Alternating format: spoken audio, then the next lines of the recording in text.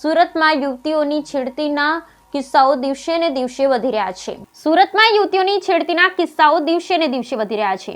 એવામાં કાપોદ્રા વિસ્તારમાંથી યુવતીઓની છેલ્લા 3 દિવસની યુવતીઓનો પીછો કરી છેડતી કરતા રોમિયોને યુવતીઓએ હિંમત બતાવી તેને જાહેરમાં પકડી ઢીબી નાખ્યો। ત્યારબાદ તેને પોલીસને હવાલે કરી દેવામાં આવ્યો। આખી ઘટનાનો વિડીયો સોશિયલ મીડિયામાં વાયરલ થયો। પ્રાપ્ત માહિતી અનુસાર સુરતના કાપોદ્રા વિસ્તારમાં ઓફિસ જતી યુવતીઓની છેડતી કરતો હતો। આ ઘટનાક્રમ શનિવારથી ચાલી રહ્યો હતો। ત્યારબાદ યુવતીઓએ નક્કી કર્યું હતું કે જો ફરીવાર આ રોમિયો દેખાય તો તેને પકડી પાડી અને પાઠ ભણાવવો। સોમવારે ફરી એકવાર યુવતી ઓફિસ જવા નીકળી તો આ યુવક જોવા મળ્યો અને યુવતીઓએ તેને પકડી જાહેરમાં મીઠી પાક ચખાડ્યો। આ જોઈ આસપાસમાં લોકોનું ટોળું એકઠું થઈ ગયું। શરૂઆતમાં રોમિયોએ યુવતીઓને ન ઓળખવાનો ઢોંગ કર્યો। તમે જે સમજો છો તે વ્યક્તિ હું નથી, મેં આ ભૂલ કરી નથી। ત્યારબાદ યુવતીએ પોતાના પરિવારજનોને બોલાવી પોલીસ સ્ટેશનના હવાલે કરી દીધો। રોમિયોની છેડતીનો ભોગ બનેલી યુવતીઓનું કહેવું હતું કે આ યુવક 3 દિવસથી અમે પસાર થઈ રહ્યા એટલે ગંદી કોમેન્ટો કરતો હતો।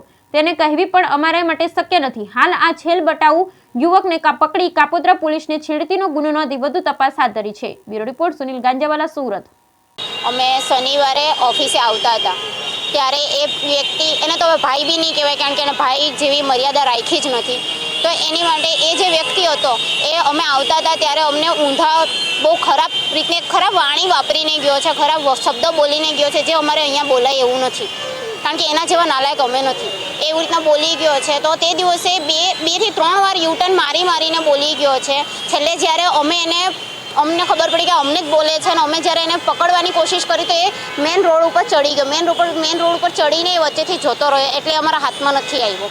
તો અમે તે દિવસે મેં એનો ફેસ બરાબર યાદ રાખેલો હતો કે જે દિવસે મને ભટકાય, જે દિવસે હું એને જોઉં તે દિવસે હું એને પકડીશ। તો આજે જ સવારે અમે ઓફિસ આવતા હતા, 9:15ની વાત છે, સવારમાં ઓફિસ આવતા હતા ત્યારે એ વ્યક્તિ મેં એને જોયા તો મેં મારી ફ્રેન્ડને કીધું કે આ એ જ વ્યક્તિ છે ને, તો અમે એને જઈને શાંતિથી પહેલાં પૂછેલું કે ભાઈ તમે તે દિવસે હું અમને બોલીને ગયેલા, તો એ અમને અમારી પર ચડી બેઠો કે હું નહોતો ને આમ ને તેમ દુનિયાભરનું ને પબ્લિક ભેગી થઈ ગઈ।